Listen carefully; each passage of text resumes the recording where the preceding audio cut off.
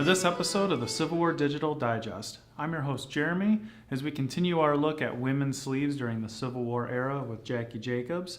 And as you can see, our pile of garments here is a lot lower as we're going to focus in on open sleeves. So Jackie, let's get started with what is an open sleeve? An open sleeve is something that would basically hang open from like mid-elbow to the wrist and hang so that it would have shown part of the arm. Most of the time, and most images I've seen, ladies have undersleeves or engagenettes on their arms so that it covers the arm. But I have seen images without the undersleeves that are on there.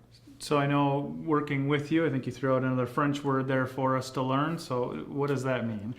Engagenettes is a French word that means undersleeves, basically, or under the body. Okay, perfect. So when you talk about off the elbow, we got a good example there on the mannequin. This one right here is a very full pagoda sleeve. You can see that it is very open. It is lined with a little bit of silk so that it flows nicely when you're walking, or if the wind would blow, it might open it up so that you could see the lining on there. Okay.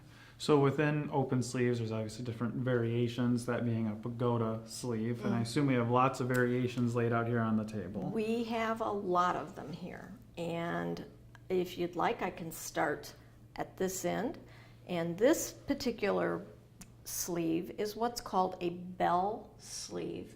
It's tighter through the top of the arm, and then it flares out so that it is an open sleeve, and you can see the undersleeves hanging out at the bottom there. And those particular undersleeves were stitched to the inside of the garment so that they didn't have to be removed unless they became dirty. Okay. And then what's the next, the cotton print? The next one that we have, and this is a very controversial garment, this is a calico cotton, and it is a tighter sleeve across the top of the bicep to the elbow, and then it is open all the way around to form a pagoda sleeve there. So you said it's controversial. Why is that? Some people have said that they did not do open sleeves on calico or cotton dresses. Okay, so we have one example, at least here on this table. At least one example. All right. So Jackie, what's the one with the pink in it? The pink is also a cotton. It is a sheer lawn, and it is a shadow stripe with the roller printed print on it. But it's also a capped sleeve. It has a cap across the top, and these small ruffles are whip gathered onto the bottom of each hem on that sleeve. Okay.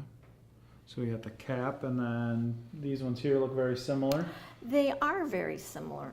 They are very different in the respects of this particular sleeve. This is a puffed full pagoda sleeve made of silk.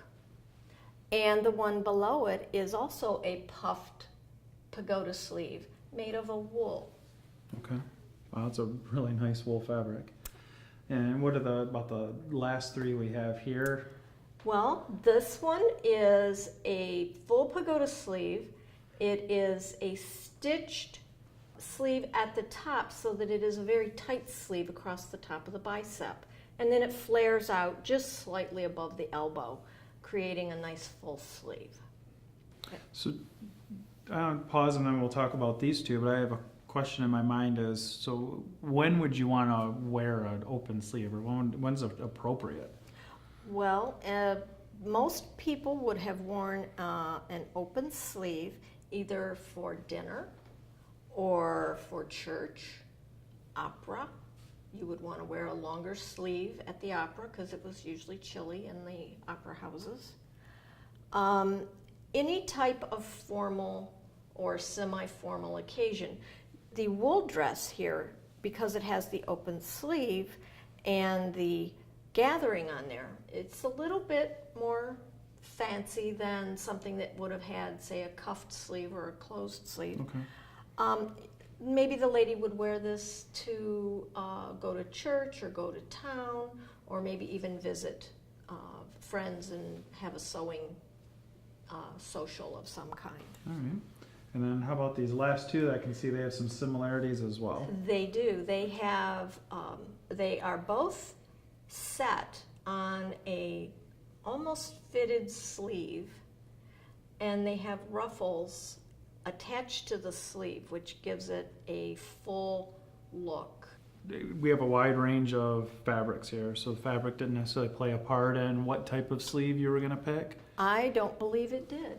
So we have cotton, silks, we have wools. cottons, we have lightweight lawn, we have silk, we have silk brocades, we have wools, and silk taffetas. So as someone that's in the living history community, maybe looking to get a dress made or to make a dress, is there anything they should keep in mind for what type of sleeve? So I want an open sleeve. Is there a pagoda, a cap, a reason to pick one over the other? Well, my personal opinion on it would be to either go with a silk or a wool or a sheer fabric as one of my first three choices.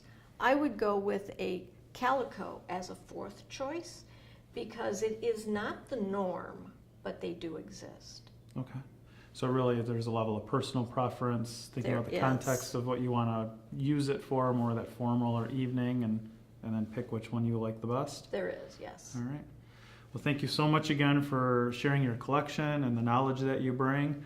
And thank you for watching this episode of the Civil War Digital Digest.